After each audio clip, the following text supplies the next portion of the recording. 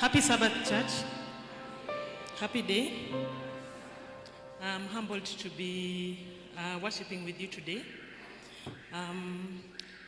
Today, seeing that we are approaching October, which is our Breast Cancer Awareness Month, we are going to be talking a little bit about breast cancer and the screening for breast cancer. Let us pray. Mighty Lord, we thank you for allowing us to see this day. We thank you for allowing us to come in front of your presence today. Dear Lord, as we study today about breast cancer and their awareness, we pray that, Lord, you may help us to take an action and go for screening for breast cancer. And Lord, we also put the breast cancer survivors and their caregivers into your hands. We ask you, Lord, to hold their hands as they travel this difficult journey. We pray this through Christ our Lord. Amen. So the theme for this year's Breast Cancer Awareness Month, according to the World Health Organization, is that no one should face breast cancer alone, meaning that we as a church, as a community, and the healthcare workers, the families, the relatives, we need to hold hands of the people who are walking this journey. So in brief today, we will look at what is our burden for breast cancer worldwide and in Kenya, what are the risk factors, what would be some of the symptoms, what would be screening modalities, and if someone is found with breast cancer, what would be the options for treatment. So we already talked about how cancer comes about. It normally just starts with one cell. And if the body is not able to identify that we have an abnormal cell, that cell will continue to divide until we get a mass, which would be where the cancer cells would be. We also say that cancer cells sometimes are caused by changes in the DNA, which we call mutations, which lead to changes of what we call the nucleotides. There's a change in the rearrangement. And with that change, the cell is not able to perform its normal functions. When we look at worldwide data, we find that breast cancer ranks seventh with the number of new cases, with more than 3 million cases reported in 2022, and is fourth in mortality worldwide with more than 700,000 cases. When we come to Kenya, our incidence of cancers in general was around 45,000 in the year 2022, and we lost almost 60% of this number, which means we are not doing well. When we come to breast cancer, we find that in the number of new cases, breast cancer ranks the first with more than 7,000 cases in 2022. And when it comes to the number of deaths, it also ranks first with more than 7,000 cases in 2022. Why is it important to talk about breast cancer? It's important because the projections that we have been given by the World Health Organization show that by 2050, from now to 2050, we are going to have more new cases. And with more new cases, we are going to have more people dying from breast cancer. So that's the reason we are talking about this, because breast cancer is one of the cancers that we are able to screen. And when we screen, we are able to reduce the death rates.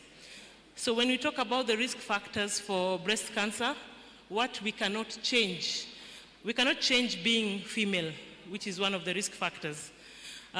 Genetics, we have some genes like what is called the breast cancer gene.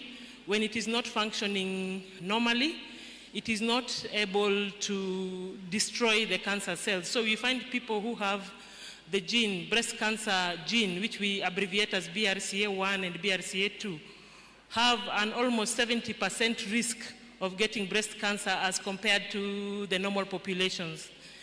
Then we also have early age at initiation of the menstrual cycle as a risk factor.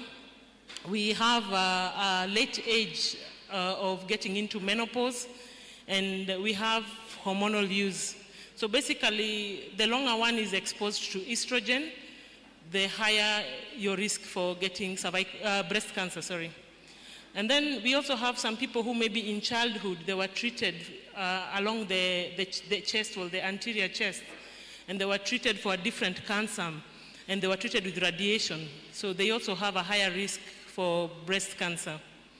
Some of the other factors that we keep on talking about that are modifiable are the use of tobacco, the use of alcohol, and living a life that is not active. So why should we screen? We are screening because we want to increase our rates of getting cervical breast cancer early, because the earlier we get it, the better the prognosis. And then earlier detection reduces the chances of death from breast cancer. So when we are screening, we are really targeting to get the cancer before it leaves, it breaks the membrane of the cell pretty early. So some of the signs and symptoms of breast cancer would include feeling a mass in the breasts, unusual discharge coming out of the nipple, some changes on the breasts, the skin, some ulcerations, sometimes some have some form of itchiness, and it's not only around the breasts. Also, some changes can be found at the armpit area. So the modalities we use for screening, we use something called a mammogram, which is basically an X-ray of the breast. We also use an ultrasound, and in some special cases, we use what we call an MRI. So it's important for all ladies to be examining their breasts. For those ones who are still having their menstrual cycle, 7 days after the menstrual cycle has ended. And for those who are menopausal, you just choose one particular day in the month. And if you choose 7th of the month, every 7th of the month, you need to do a breast exam. So the breast exam, we usually use the palm of our hands. You can, first of all, stand in front of a mirror with your hands along your hip and just look and see whether the breasts look the same or there is any abnormality. Then you can use your fingers to go around in a circle to check if there is any masses in the breasts, and then you go all the way up to the armpit. You can do that either lying down, or you can also do it when you're standing up. Some countries have gone further that when they are doing a population screening, they actually carry their mammograms and their ultrasounds with them, and they are able to do their screening in the field, which is a place we as Kenya hope to get to someday. So for us to discuss the screening modalities, we'll divide the women into two groups. We have women who are high risk and women who are average risk. So average risk will basically mean a woman who doesn't have anything in the high risk group. So among the high risk group, we have women who have 1 or 2 first degree relatives who have breast cancer.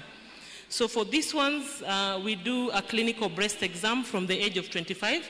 A clinical breast exam is done in the hospital by a clinician or a doctor, and in some facilities you might find a nursing officer doing the clinical breast exam. We do the mammogram, which I've said is basically an X-ray of the breast, depending on the age of the relative who was diagnosed with cancer. So from the age of the relative, we minus 10 years. But if when we minus 10 years, the person being screened is less than 25, then we do not use a mammogram. And the usual guidelines, we start mammography at the age of 40 years. Additionally, for this group, we might use an ultrasound as a complementary imaging, or we might also use an MRI. Then we have women who have had a biopsy of the breast, but it was not cancer. It was something else, some change, but not cancer. And women who are cancer survivors. So these two groups, we do a clinical breast exam every 6 to 12 months. And then every year we do a mammogram because they are at a high risk of breast cancer. And for the group we said maybe they were treated with radiation in childhood, we start their screening 5 years from when they stopped their radiation treatment. And we use mammogram as long as they are more than 25 years. And as you said, from the age of 40, all patients are supposed to have at least a base mammogram. And then for this group, we also, the clinician, doctor or nurse also does what we call a clinical breast examination.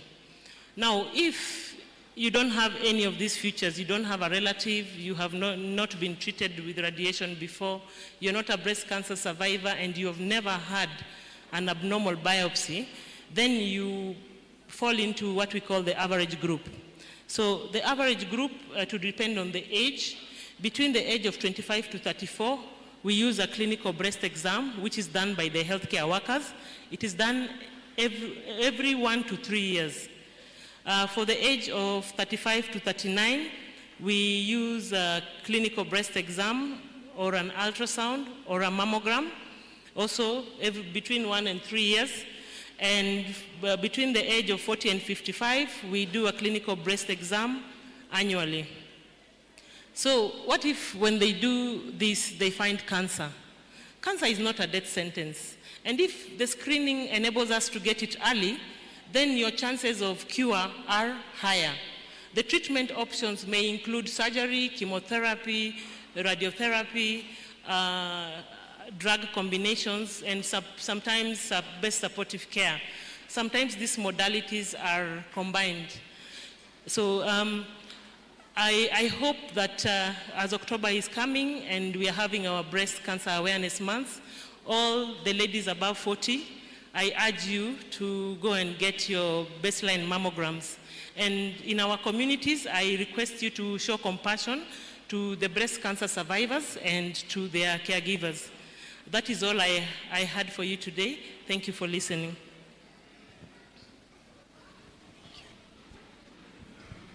Happy Sabbath.